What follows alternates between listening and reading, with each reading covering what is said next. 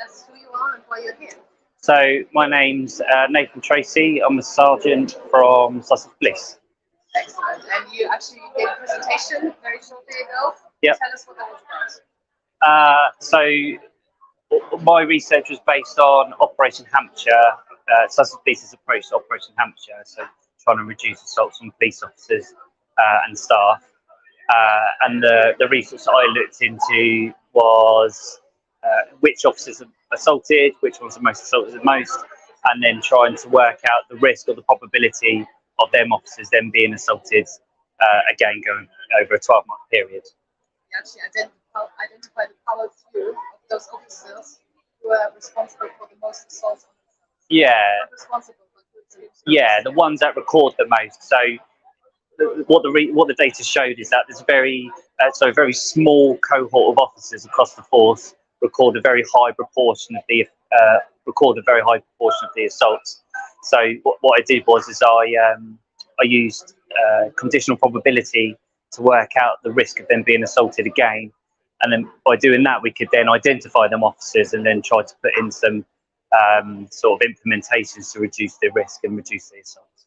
You had a really unique way of working out that conditional probability that I haven't heard about. Yes. In this conference before. Tell us. Yeah. So maths and statistics isn't my background. So I used ChatGPT, so an AI bit of software, to work out the conditional probabilities for me. So I tried not to be too specific with who I worked for or whether they were police officers or anything like that. So it's just literally the numbers, and then ChatGPT was able to work out the conditional probabilities for me, and it also then generated graphs to make it a little bit clearer to show me the data. So what I've done is it's gone back to Sussex Police for us to work through what them implementations are. So at the minute we're looking at, if you're assaulted 3 times in a 12-month period, that's a 40 to 50% chance of being assaulted again. So we have a conversation with the officer, it's a review of their body worn of the assault as a whole, so trying to look for any patterns or any trends. And then if they're assaulted a 4th time or more, then we start looking at occupational health might want to get involved to see if that officer's okay.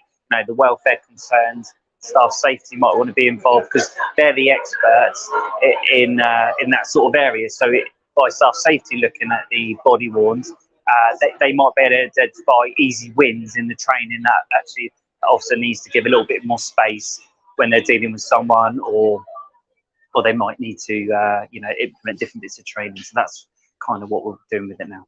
And obviously one thing that is that you're not a chief officer, you're not an academic, you're not a researcher, you're a sergeant, you're an IT. Yeah. So it's just all that sort of thing interests me, the data and the computer side of it, but being able to implement something which is going to make a difference at my level is what's important, and that's why I've done it. Right. Yes.